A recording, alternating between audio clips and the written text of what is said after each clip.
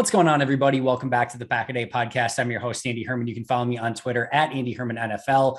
And my guest today is the one and only Alex Strofe. Alex, it is so great to have you back. I'm excited to talk Packers with you. We have a lot to get into in this post-draft Green Bay Packers 2022 era. I can't wait to talk about it.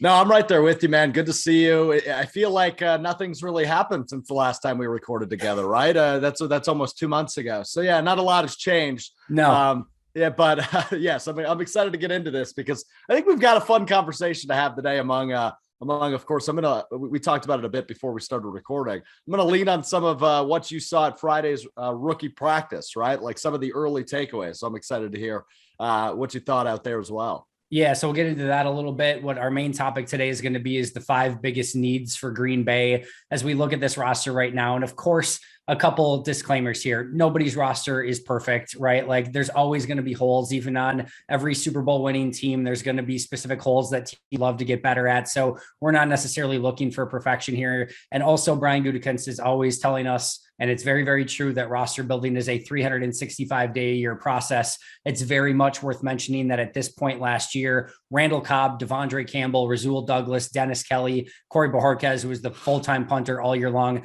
none of those players were even on the roster. To a lesser extent, Isaac Yiadom, who was on the team the entire year as a special teams player. Like there were a lot of pieces that weren't even thought about at this point last year for the Packers that ended up playing a big part in the season for better or for worse. But it just goes without saying that there are probably going to be a couple pieces that are still added to this team. And I think that's what really makes this discussion so fun, is because there probably are a couple pieces that are still going to get added. And that's why we kind of have this discussion of, all right, if there are pieces to be added, where would we like to see them? Where are some of the biggest holes, or where are some pieces of depth that maybe aren't quite addressed yet? So we're going to go sort of 1 through 5. Alex, I'll let you take it away and kick things off. What is the number one need right now on the Green Bay Packers in your mind?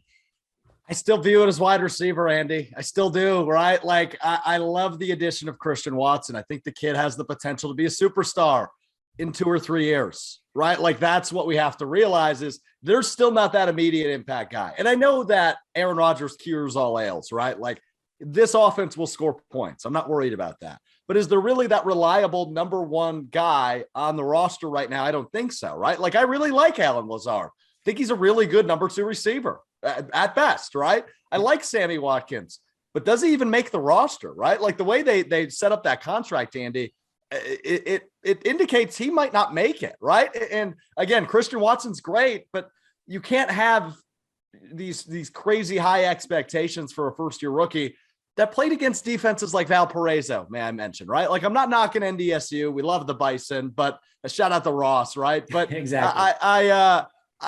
I don't know, Andy. I'm still a little nervous, and I'm hoping they can get some outside help, especially. And I'm interested to get your take on seeing AJ Brown and Hollywood Brown. Obviously, you might not be able to pay the contract that AJ Brown got, but just to see the Packers not involved in that at all was surprising to me during draft day.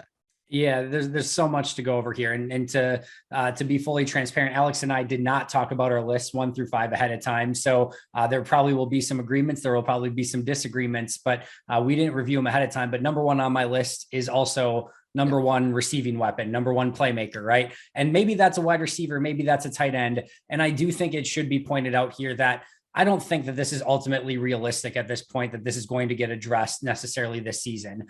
I think maybe there's an outside chance that maybe OBJ stays on the sidelines and doesn't sign a contract up until the point that he's fully healthy and actually ready to play, which means maybe some point middle to end of season, right? And if that ends up being the case, maybe he just goes to the team that gives him the best opportunity to win. And if Green Bay is in that situation and the only thing they're missing is a number 1 wide receiver, maybe the Packers and OBJ can work something out. We have seen OBJ traded last offseason. We saw, or last trade deadline, he got cut right around the trade deadline and the Rams were able to. It was messy. Exactly. Same exact thing, right? So we've seen Emmanuel Sanders get traded at the trade deadline. We've seen a variety of wide receivers that have gotten moved recently around that time. So I do think it is within the realm of possibility that at some point Green Bay does attack that position. I just don't necessarily think that it's right now. Going back to your question or your point about, Hollywood Brown, it sounds like maybe there were some conversations that the Packers had with the Ravens about Hollywood Brown. I think he would have been a nice piece, piece, but I don't think he necessarily solves all, ailments at the position. I think certainly an AJ Brown that, a playmaking wide receiver that fits perfectly within Green Bay's offense that can play on the outside. That's a run after catch threat. To me, that would have been one that would have been a lot more interesting. Again, I think from a contract standpoint, having at that point already paid Devondre Campbell, Rasul Douglas, Sammy Watkins, Jerron Reed, etc., I think it just becomes a really tougher ask to be able to pay a big time wide receiver, as well as give out a first and third round pick. Plus it would have been more because of course, the Titans in that situation were able to get a better first round pick, ahead of where Green Bay was selecting. So I think there's a lot that goes into that, but I still question as to whether or not, if Green Bay's in a situation where they're in a tight game or they're like down 10 going into the fourth quarter, right? Can this team throw itself back into a game? Because I fully trust Matt LaFleur's offense, and I trust Aaron Rodgers to be able to execute that offense even in non-perfect conditions. But at some point, probably on your mission to win a Super Bowl, at some point in the playoffs, you're going to probably be down and face adversity at some point. And we've seen that against the 49ers, 3 years ago, against the Buccaneers 2 years ago, not necessarily against the 49ers last year, but you would have liked to have seen them throw the ball better, right? I think in that game. And we haven't exactly been able to see them overcome that adversity, even with having a Devontae Adams and some better weapons on the roster. So that would be my biggest question at this point. And again, I don't think it's super realistic that this is going to get addressed still this offseason, but I do question, do they have the playmakers needed if they need to throw themselves back in a game? Yeah, no, you're spot on, right? I think you nailed it. And to your earlier point, right? The trust in LaFleur, the trust in Rodgers, the offensive scheme, and obviously one of the greatest quarterbacks to ever play the game. You trust those guys because they've earned it up to this point. But it's so odd to me that Aaron Rodgers has never really not had a number one guy, like clear-cut number one guy. And it's a fascinating storyline. And again, I do trust them to score points. I think the Packers are still going to win double-digit games and win the NFC North and be in the picture. But right.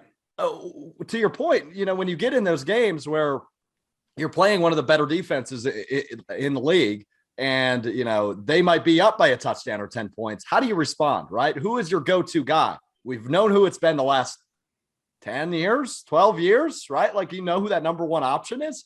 It's just odd not having one, Andy. It's uncomfortable. And it just makes me more upset that they traded Devontae Adams and that they let that situation get to where it got, because, wow, this is uncomfortable. It's something we haven't dealt with in so long. Yeah, I will. The other thing I'll say, though, is I think sometimes uncomfortability can be a good thing. And what I mean by that is we've had 3 seasons where Green Bay's been a phenomenal football team, or at least a really darn good football team with Aaron Rodgers and Devontae Adams, the top quarterback in football, arguably, and the top wide receiver in football, arguably. And they haven't been able to overcome. And I get that's not all on the offense, but in the 3 games that they lost, right? 49ers, Buccaneers, 49ers, not to refresh those games in everyone's minds, but they haven't been able to overcome and be the dynamic duo on offense. That's just like, what, we're going to be able to put up 30 plus points on offense just because we have Aaron Rodgers and Devontae Adams.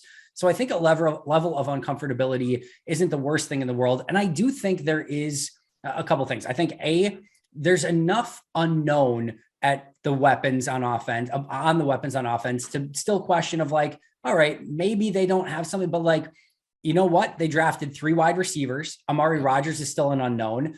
Sammy Watkins is still like an interesting, like, what, in peak conditions, maybe could he do something more than he has in the last few years? I don't think that's the case, but like, there's at least a bit of an unknown there. What if Alan Lazard does become more of a number one option? Is he able to produce at a higher level? Like, I do think there's enough like unknowns there where you're like, hey, you know what? We've seen crazier things than all of a sudden Christian Watson, break out, and like Justin Jefferson 2 years ago. I'm not saying Christian Watson is Justin Jefferson, right? But like, It's not like we've gone, that long without seeing wide receivers come in their first year and being able to produce at a high level. So again, I'm not putting those expectations on Watson or Dobbs or Toure or anyone, but I do think there's enough question marks there to be like, hey, we don't know yet if this team doesn't have a number one wide receiver. Maybe they do, and we just don't know it yet. But there's still enough question marks there overall to ask the question. And I think the other thing too is, I do think that there is something to the point of being able to be unpredictable on offense.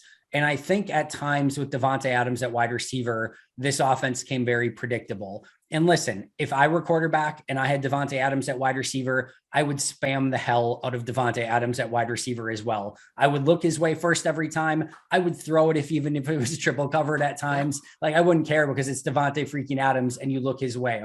But I do think there is something to the fact of if you line up with Sammy Watkins and Alan Lazard, and maybe it's Big Bob Tunyon or maybe Josiah DeGuara, maybe it's a Randall Cobb in the slot, Aaron Jones in the backfield, a solid offensive line. If they can get Jenkins and Bakhtiari back healthy, Rodgers at quarterback, where you just don't know what Matt LaFleur is going to call. You don't know what Aaron Rodgers is going to do at the line of scrimmage, and you don't know where he's going with the ball. He's not going to hone in on somebody. I think that can make things a bit more unpredictable. And I don't necessarily know that that's a terrible recipe for success for this Packers team if Rodgers buys into it and really spreads the ball around like we know he's capable of doing. Yeah, a few things on that, and then we can move on to number two. But I think that's a really fascinating point, right? There's been this new concept that I think a lot of us are buying into as Packers fans, and I'm interested to hear what your thoughts are on it. Aaron Jones being the team's leading receiver. Do you think there is a real possibility that happens? No, I don't.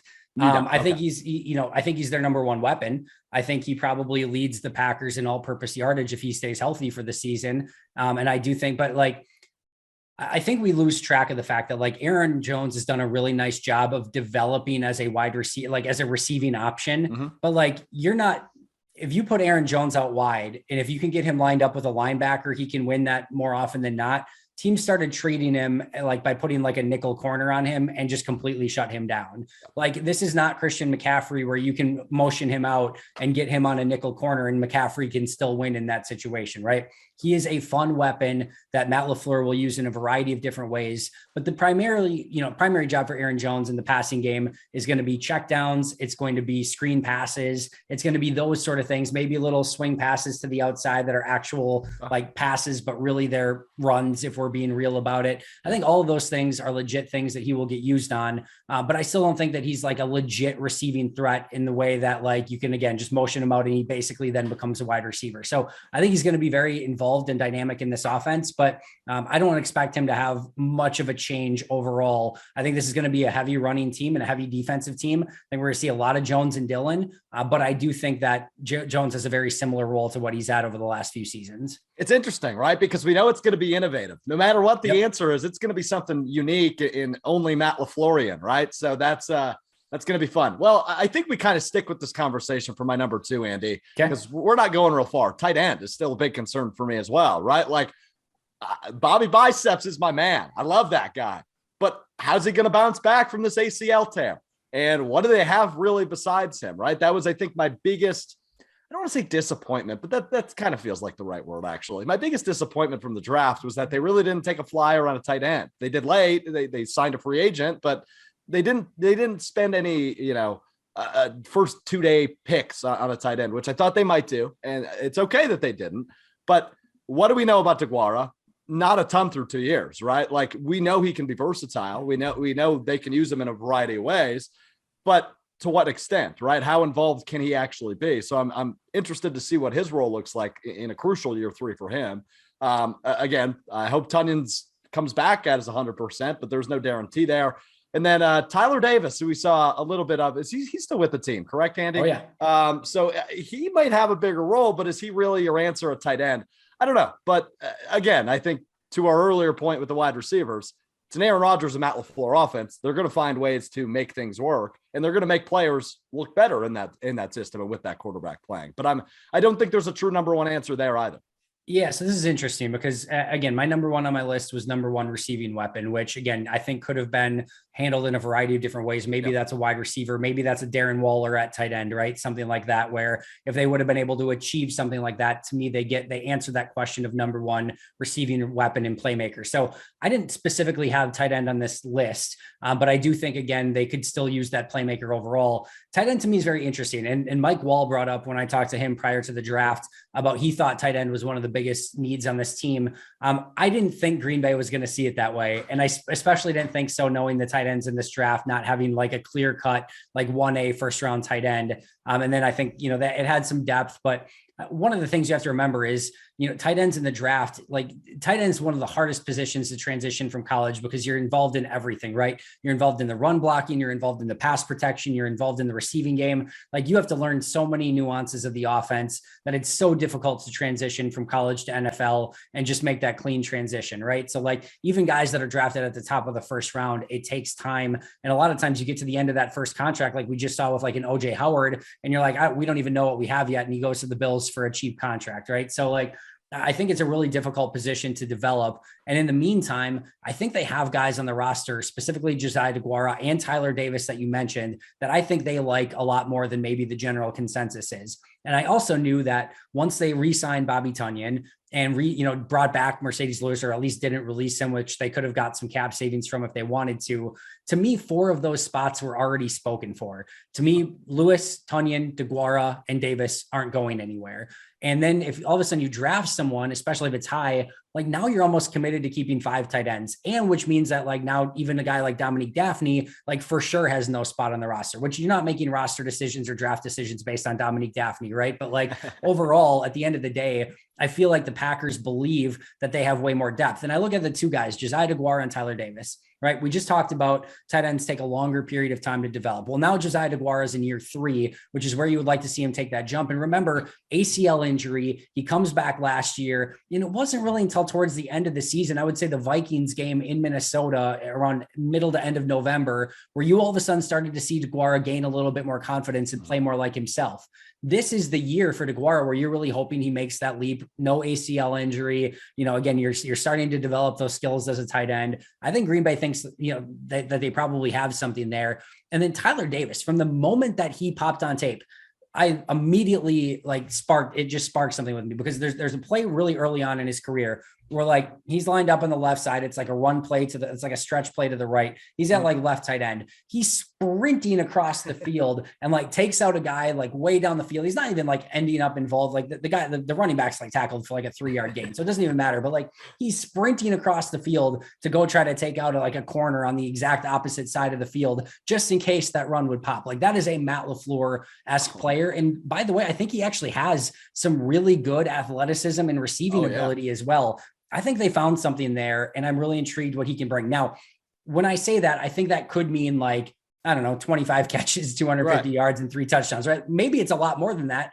Maybe it's a little less. I'm not saying he's going to break out and be the next great tight end, but I think overall the depth on this tight end position's a little bit better than people would maybe have you believe. Well, it makes me more confident to hear how confident you are in the depth of that position, right? Like, the opportunity for Tyler Davis is definitely there, right? I mean, Robert Tunyon coming off an ACL, as we mentioned, we don't know what he's going to look like. So it's just fascinating to see what his role could expand to, and maybe won't, but to see what it could expand to is super intriguing. So we will see, but I like that you're a bit more confident there than I am. I just, like Mercedes Lewis is a name I didn't mention, but you did.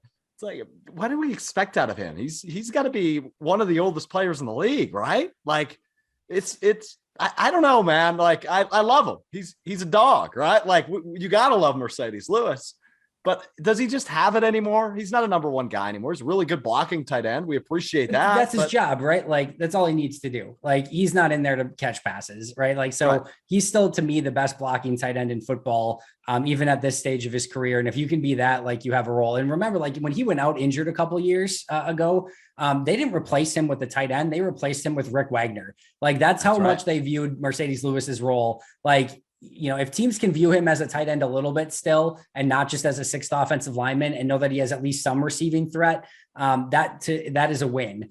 So if teams play them like they're actually in, 2 tight end formation, or like that he's used as a tight end, that's a win, because he's an offensive lineman. Basically, he's a 6th offensive lineman, and that's how the Packers are using him. And to me, he's still the best in the league, and he adds a lot of value as a locker room guy and leader on the team. The team rallies around him. I still think he gives them exactly what they need at that blocking position. Perfect. I think it's something that we'll find out more, obviously, as camp gets rolling in summer. But I just, the pass catching factor of it, obviously, is way more where I'm leaning here, putting it number 2.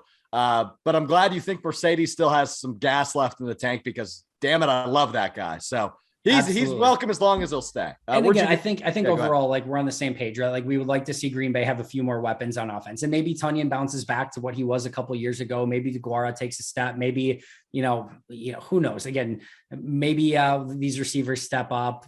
Who knows? Maybe Tyler Davis is something. But I think we would agree that we would like to see Green Bay have a few more playmaking options in their arsenal at specifically wide receiver and tight end, and they're going to have to be more of it's going to be more of a platoon committee approach. But let's jump to my number 2. Yeah.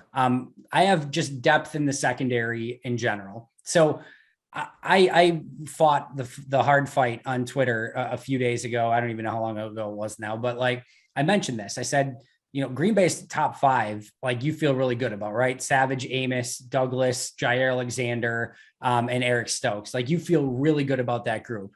But my concern is that the next guy up is who, right? You've got Kayshawn Nixon, Vernon Scott, Sean Davis, Shamar Jean-Charles, Tariq Carpenter, Innis Gaines, KB Anento. You have 3 guys who've actually played NFL snaps on defense. Nixon, who's played a total of 274 snaps, Vernon Scott, who's played 90, and Shamar Jean-Charles, who played 36. That's it. Like you're at around like 400 snaps total for the rest of the Packers defensive backs. And a lot of people came at me very strong and said, Andy, if you're worried about the Packers' 6th defensive back, like you're in a really good position. Most teams don't have 3 or 4 good defensive backs, which from a top of the roster standpoint, I totally get. I'm not expecting Green Bay's 6th defensive back to be another Adrian Amos or Jair Alexander or whatever level player, right? But having somebody who has some experience and can provide some depth in that secondary, especially at safety where you really have nobody like Vernon Scott, Sean Davis, like you can't feel like super confident going into the season if that's your only depth. And then again, at corner, it's basically just Kayshawn Nixon, who's played any real snaps. Shamar Jean-Charles was a 5th round pick a season ago. Yep. So like, again, you have a lot of question marks there, and it all sounds good until literally just one guy goes down. And you have five of those guys are starters. This is not base defense NFL anymore. You have 5 starters on defense. And my point being was like, if I told you that Green Bay had 5 awesome offensive linemen, but then they didn't have anyone with any experience backing them up and you had no idea what you had, you would be telling me, you'd be freaking out saying, Andy, the Packers don't have anyone as a backup on defense. It's no different in the secondary. You have 5 starters in the secondary and Green Bay has no experience basically with anyone backing them up. And that to me is a concern that I have right now. I would love to see them add somebody, whether that be maybe a Kyle Fuller on a cheap deal, who they had severe interest in just a few years ago when they signed him to a restricted free agent deal, whether that be a Jaquiski Tart, who has played great at safety at times for the 49ers. Great name. Even, and I can't believe I'm saying this, even if it's Kevin King, like who has at least experience in the NFL at like a vet minimum deal. I'm gritting my teeth. I don't love it, but I like it more than maybe the guys that are currently on the roster, right? At least as a 4th corner. So I just want to see a bit more depth and competition as they head into camp at that position. One more year, right? No, I'm right there with you. My number 3 was safety depth. So it's a real concern, and you nailed the point, right? Like if one of those guys goes down, now what?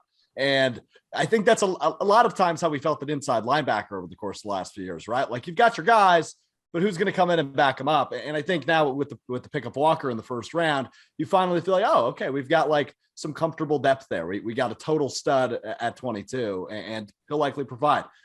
I feel like I did with inside linebacker, with safety and cornerback too, right? Defensive back depth as a whole is really scarce, and it's an injury away from being disastrous, really, right? But like I hadn't even thought of the Kevin King thing. I think that's really interesting, and I think it's more likely he signs than the Packers sign another wide receiver, right? Like that's probably fair. Makes the roster, I should say.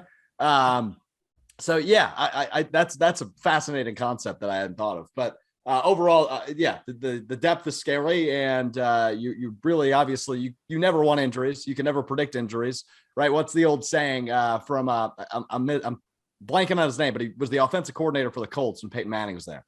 Said Tom Moore. Tom Moore, bingo, thank you. And he said, we don't practice 18 going down. We're F. Yeah. We don't practice being effed, right? Like so that's what you feel with the top heavy guys, the guys at the top of your depth chart here are awesome, right? You ran through the names. We've got some great, solid starters. Finally, we're really comfortable back there with the starters. But after that is now the concern. So it moves a little bit further down the list than it probably would have been in past years, but it's still a concern for me as well. So where's number 3 for you? That is safety depth. So that was number 3. So we covered that. So number 3 for you, we go to. All right, I have depth on the edge. All right. So again, we're in a very similar situation with the state of the defensive backs, right? Like the first 2, I feel great about. Preston Smith, Rashawn Gary. You feel really, really good. And then you get a 5th round pick in Kingsley and Igbare. And then what? You got Randy Ramsey coming back from injury, Jonathan Garvin, Tipa Naliai, maybe Ladarius Hamilton. Yeah. There's just not a lot there, right? And one of the things that happened that I think went under noticed a season ago is a lot of times, and this is remembered, like this was when Whitney Merciless was hurt, Zadarius Smith was hurt. So you had Preston and Gary, and for whatever reason, they didn't like stagger it. So like they didn't go like Preston will be in, and now we'll bring in Garvin on the other side. And now like you're going to sub those 2 out. And now like Tipa and Gary are in or something like that. Like they took Preston and Gary out a lot at the same time. And now all of a sudden you're going from Preston Smith and Rashawn Gary to Jonathan Garvin and Tipa Naliai. No disrespect to those 2 players, but that is a big fall off from Preston Smith and Rashawn Gary. And then for a hot second, you felt really good about having Whitney Merciless as that backup. And then he goes down with injury. Zadarius never quite makes it back fully. And you just never had that depth at that position. And I don't really feel all that much different. Now, Kingsley and Igbare may be able to be that guy who can really spell both and be a dude. Like that'd be great. But you're putting a lot of hope on a 5th round pick that he can be the guy. Randy Ramsey, I know that the Packers coaches have already mentioned he's one of the core special teams player. I think he's going to help there if he makes the team, but I don't think there's any guarantee that he comes back from injury and is like, you feel really comfortable as a like number 3 edge guy. We saw a whole year of Garvin and Tipa. Now both of those guys could take a jump, but then you're sort of hoping.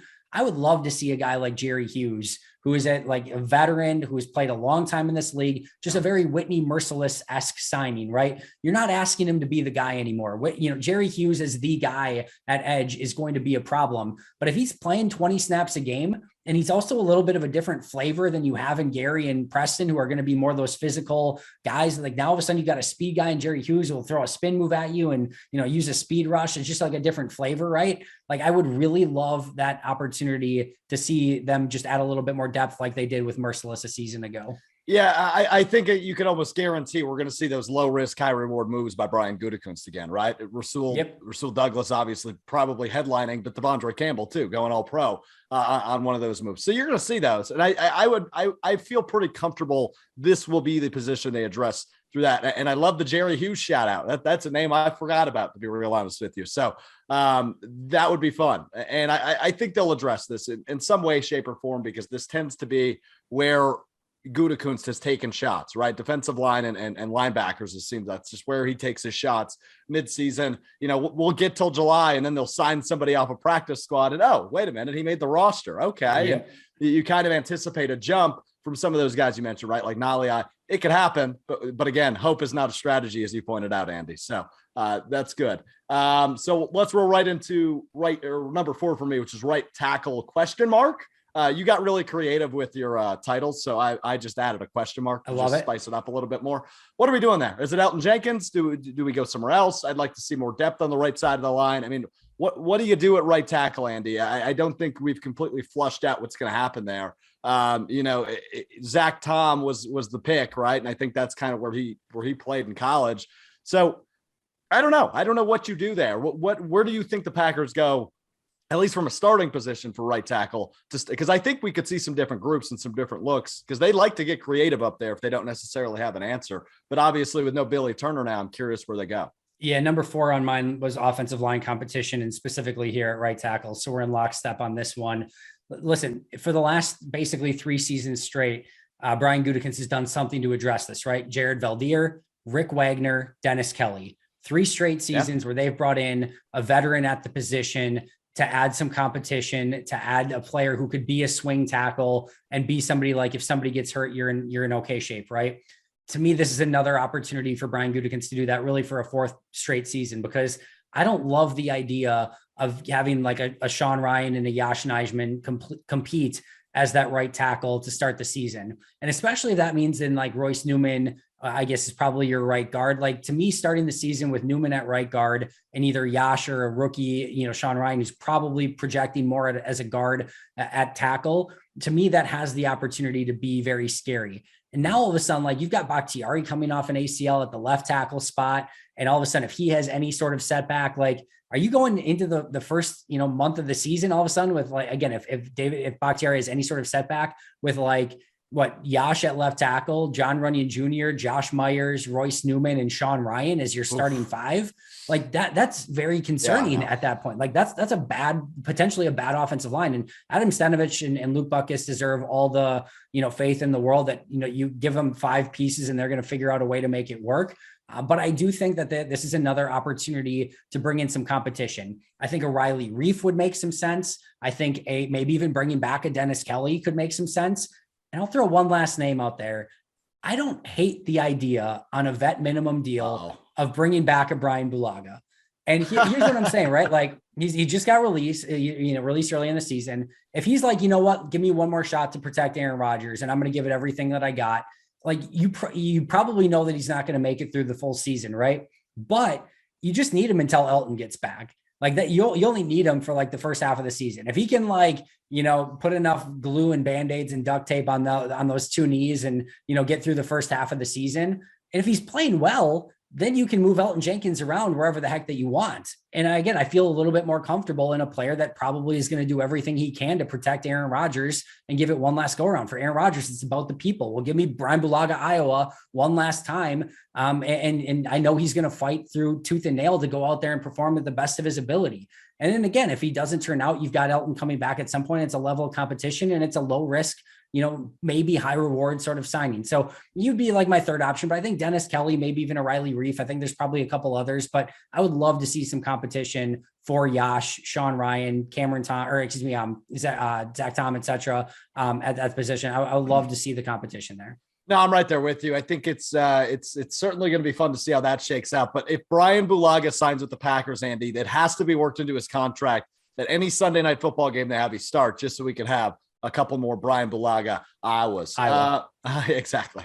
All right. Quick one for me. And I say this one a little bit tongue in cheek because of what happened last year, but special teams competition, right? Like I know we've got it a kicker right now. Mason's going to win that job, but he's got competition. I don't think there's another punter on the roster. I don't think there's another dedicated long snapper on the roster other than the obvious O'Donnell and Wordle, right? So like I am fascinated to see what happens there, but also, and I add this as well. I want to see a new look at who's returning punts and kicks, right? I think I'm out on Amari Rodgers doing that job this year. I think it'll be interesting. It wouldn't go Christian Watson, I don't think, but I want to see somebody new back there. I don't care who it is. And they obviously test those things out in camp. So I'm intrigued to see, who that guy becomes. I'm blanking on the name. Former running back, wore 26, Andy, in like 2011, 2012. He returned kicks in training camp and it made me go bananas. I can't think of his name right now. I don't know. Yeah, I don't know. It might have been. Yes, it was DeJuan Harris. Yes, it was. DeJuan Harris. Okay. He was returning kicks at camp one year when I thought he was going to blast off and become this total superstar in the league. Because I'm a genius and anticipated that coming. And I was at training camp. I was a kid. I was all fired up. I was like, DeJuan Harris returning kicks? Yes. I just want to see that on Twitter, Andy. That's my number 5 need. What do you got? We're in lockstep again. I have long snapper as mine, and I don't have a name. I don't have a name here, but I just want to see some competition for Stephen Wordle. I don't think he's good enough that you just hand him the job at this point. So I would just love to see some competition there. Let Rich Bisaccia pick who's best at that point. I trust that a little bit more, but we'd love to see some competition. I do think Christian Watson gets a chance to return kicks. I think Dobbs gets a chance to return punts. I think they're going to be much better. I think, Tariq Carpenter is somebody who is a special teams ace, that they drafted in the 7th round. I think he has the ability to be that type of player. Randy Ramsey coming back. We'll see what happens with Malik Taylor. I think they have some guys that can be some special teams dudes on this roster, but even, Quay Walker, if they decided, he played 500 plus special team snaps in college, he could be a beast on special teams as well. So, but that long snapper, I still have some kids like that entire operation was broken a season ago. To me, it was broken at long snapper and holder. They've replaced the holder. They have done nothing at long snapper, and that still gives me some concern. things aren't horrible when your fifth need is long snapper. I guess it's not, but we're going to be okay. You're never worried about long snapper until you're worried about long snapper, right? And then it can get ugly very fast. But Alex, we got to get out of here. This is a phenomenal discussion. We both broke down our 5 biggest needs. We're definitely in lockstep in a lot of them. But any final thoughts before we get out of here today? Yeah, no, I think just to go back to what I just said, we're going to be fine, right? Like I don't see as many people post draft freaking out about the Packers fall down, right? Post Devontae Adams. It still pisses me off too, Andy, that Devontae Adams is not a Green Bay Packer. But I think when you have a guy like Aaron Rodgers, you have an opportunity to win a Super Bowl every year. Other things are going to fall in the line, but there are still some holes and some question marks. But I think that's the fun of the offseason. We've got 4 more months until the Packers play a football game that actually counts. And it's going to be really fun to see how those things hash out. Also, just one final comment. Romeo Doubs, I love him. I think this guy's a total superstar in like 6 years. He's the next hit, day 3 hit for the Packers. We got hot draft takes from Alex. I love it. I can't wait to see Romeo Doubs play. He had a nice rookie mini camp beginning. So we'll see what he can do once the pads come on, and should be a very fun player for Green Bay. Alex, always enjoy talking to you. Thanks so much for joining me today. Hopefully we can do this again in a couple of weeks, and maybe join, with Perry Goldstein again and get the band back together here. Yeah, true that. Hopefully as soon as possible. For Alex Strofe, I'm Andy Herman. Make sure to follow the podcast at Pack-A-Day Podcast. But until next time, and as always, go Pack Go. See ya.